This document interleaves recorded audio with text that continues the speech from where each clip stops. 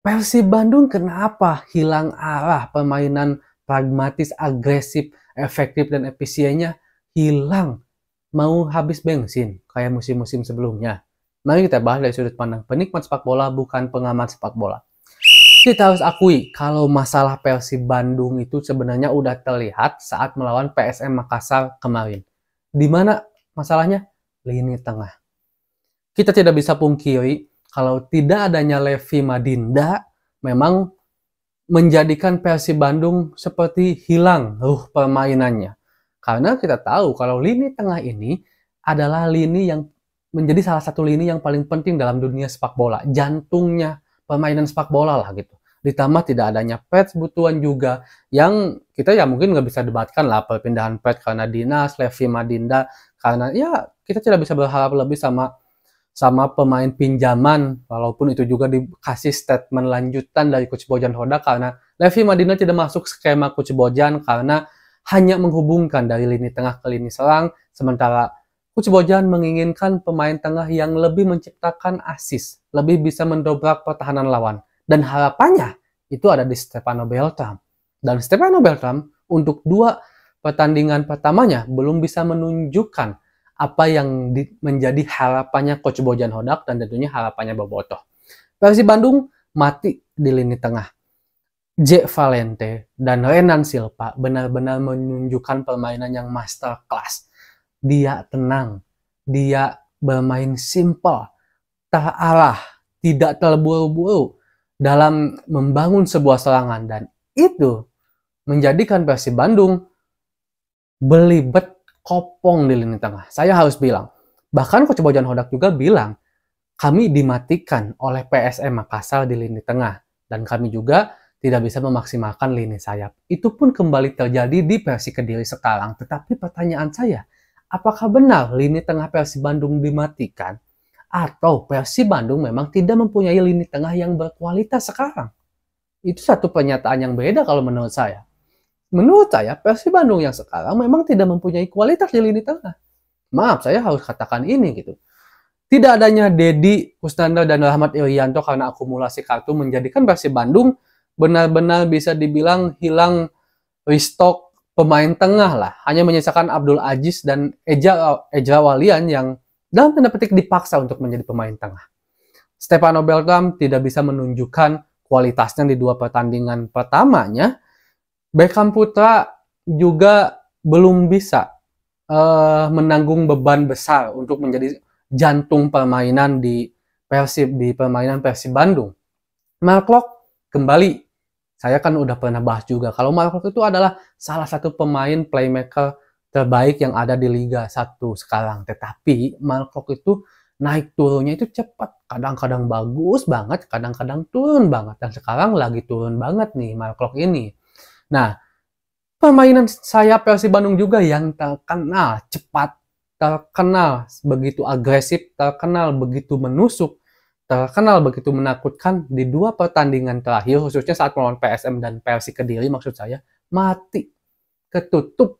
Persib, udahlah, kalau dulu mungkin ketika lini sayap itu dimatikan, lini tengah biasanya menjadi salah satu opsi dengan permainan cepatnya Levi Madinda. Maksud cepat dari saya itu simpel, 1, 2, 3 sentuhan jadi sebuah peluang bahkan bisa jadi gol. Bahkan jika seandainya dulu di sisi sayap itu buntu, ada Pets Butuan yang biasanya membuka keran serangan Persib Bandung yang lebih menusuk. Tapi sekarang ya Pets Butuan udah nggak ada di Persib Bandung lagi.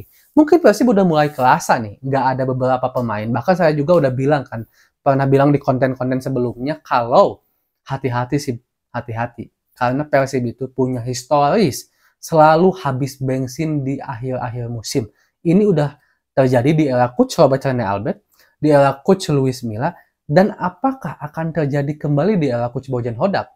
Walaupun sebenarnya ini belum di akhir-akhir musim, ini baru awal musim putaran kedua ya, masih bisa dibilang di tengah-tengah lah gitu. Ini bisa bahaya banget.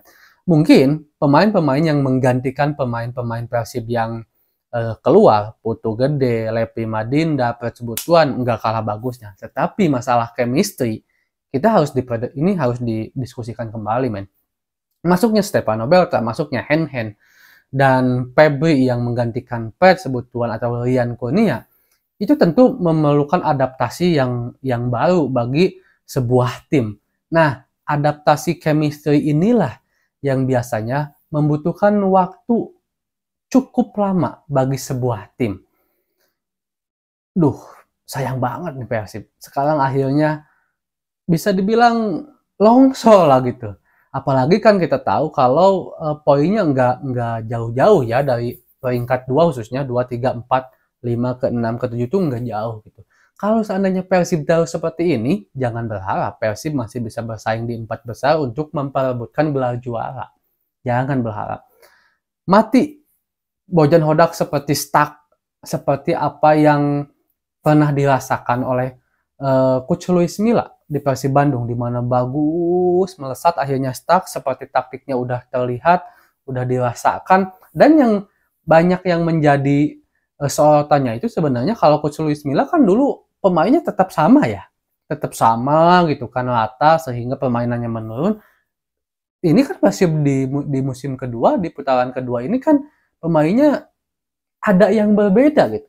Dan di mana itu adalah pemain-pemain inti yang benar-benar dibutuhkan, yaitu Levi Madinda, Pet Sebutuan, Putu Gede, itu adalah pemain-pemain inti Persib Bandung. Hilang saja 3 itu, habis ternyata Persib. Nggak tahu nih Persib bisa bangkit kembali atau enggak. Cuman bagi saya ini nggak nyangka banget.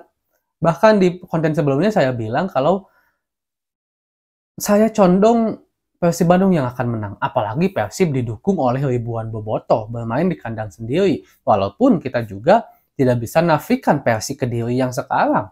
Persik Kediri yang sekarang adalah Persik yang baru dalam tanda petik karena berusaha menambah kekurangan-kekurangan di musim pertama, salah satunya mengambil J. Valente dan boom, permainan Persik Kediri bagus banget. Di 5 pertandingan terakhirnya hanya 1 kali kalah oleh Borneo, 3 kali menang dan 1 kali imbang.